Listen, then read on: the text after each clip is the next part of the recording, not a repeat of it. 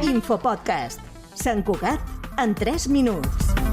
Us parla Sergio Morales. Avui l'Infopodcast comença en clau esportiva i amb 2 noms propis, Sergi Massip i Elisa Melilli, que han guanyat la 38a edició de la mitja marató de Sant Cugat, disputada aquest diumenge. En categoria masculina, Massip ha invertit un temps d'1 hora, 10 minuts i 55 segons i en femenina, Melilli s'ha imposat amb un registre d'1 hora, 21 minuts i 17 segons. Sentim-los. He tingut molts ànims durant tot el recorregut, ha sigut molt bonic. Ara estic en forma molt bona, que estic preparant la primera marató, així que fantàstic. No les tenia totes, he anat apretant sense mantenir el ritme, sense deixar, encara que portava a diferència, i res, això, molt bé, la veritat és que al final fàcil, còmode, amb distància, per no haver d'estar girant mai i anar mirant tota l'estona. Més de 2.000 persones han participat en aquesta prova i entre elles una parella ben especial. Són Eric Domingo i la seva mare, Sílvia Roldán.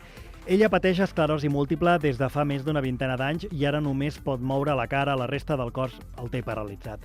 Corre curses a través de la cadira de rodes que empenya el seu fill, s'ha convertit en una manera de posar el focus sobre l'esclerosi múltiple. Els principis van ser molt durs. I córrer és que em toqui l'aire a la cara, veure la gent, veure la ciutat on estic, i em dona molta felicitat i molta tranquil·litat perquè sé que puc fer-ho. Amb un reportatge que trobareu al web de Cugat Mèdia, veureu com aquesta parella té el rècord del món de marató, empenyent la cadira de rodes amb un temps de 2 hores, 42 minuts i 40 segons.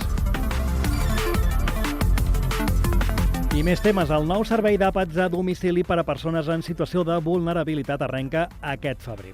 Gestionat pels serveis d'atenció social de proximitat, està destinat a persones empadronades al municipi i derivades pels serveis socials majors de 65 anys que viuen soles o en parella, així com aquelles que presenten dificultats per preparar el seu menjar de manera autònoma.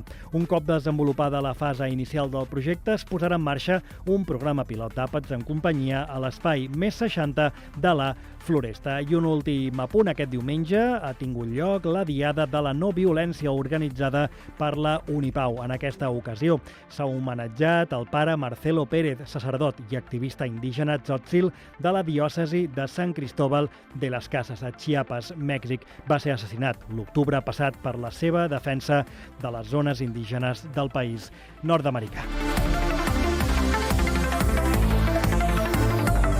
L'Infopodcast és una coproducció de Ràdio Sant Cugat i La Xarxa.